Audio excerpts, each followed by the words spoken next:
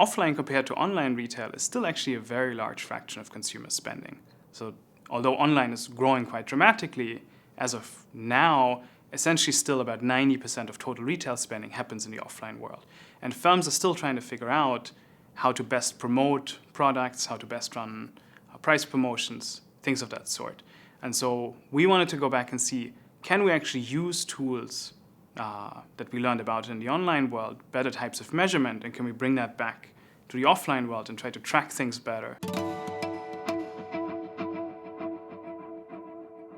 So we know if I run an ad online, I typically can track, did somebody click on it, did they again go to my website, how much did they spend?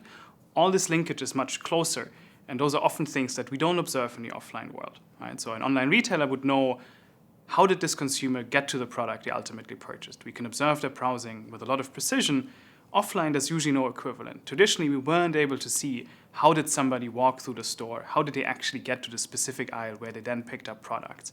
And so what we do in the study is we actually bring in a new measurement tool that's going to mimic the way we're going to observe things online in the offline world. And in particular, what we're going to do is we're going to rig consumer shopping carts, if you will, with so-called radio frequency identification tags, which work like a GPS tracker that allow us to track exactly how does somebody walk through the store, which categories do they walk past, what do they eventually end up purchasing.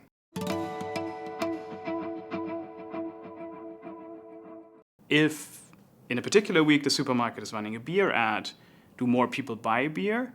That we were usually able to observe even before, but now we can also see, did actually more people go to the beer aisle? So did that advertising attract people to go to a different part of the store that they wouldn't have otherwise gone to, and then they made the purchase? If that's true, then maybe this advertising will have positive spillovers to other categories. So maybe people on their way to the beer aisle are now going to pick up salty snacks, other things. And so there's sort of anecdotally a lot of that sense that we are going to get these kind of spillover effects. So people often talk about the fact that milk gets stored in the back of the store. Why? Because people buy it very frequently, and having it in the back of the store makes them walk past a lot of other categories, and hence they might pick up other things that they didn't plan on buying on their way.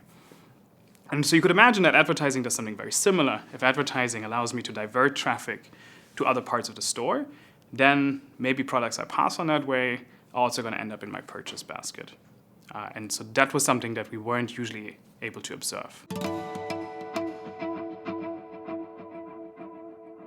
So for a store manager, the good news here is that advertising is quite effective beyond just the individual product being advertised. So what we find is that when you advertise a particular brand of beer, sales go up in the beer category as a whole, and that increase comes partly from the advertised brands, but also goes beyond that.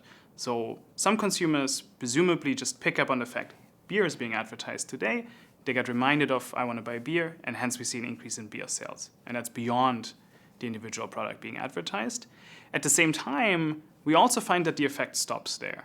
So to the extent that stores might have the hope that driving more people to the beer aisle through advertising will then spill over into higher sales for salty snacks or other categories that are stocked nearby, we find no evidence for that whatsoever. So things stop at the category level, but they go beyond the individual product being advertised. And so hence, as we think about allocating advertising budget, thinking about effectiveness at the level of the category rather than the more narrow product level or the broader store level seems to be the right way to tackle that managerial decision.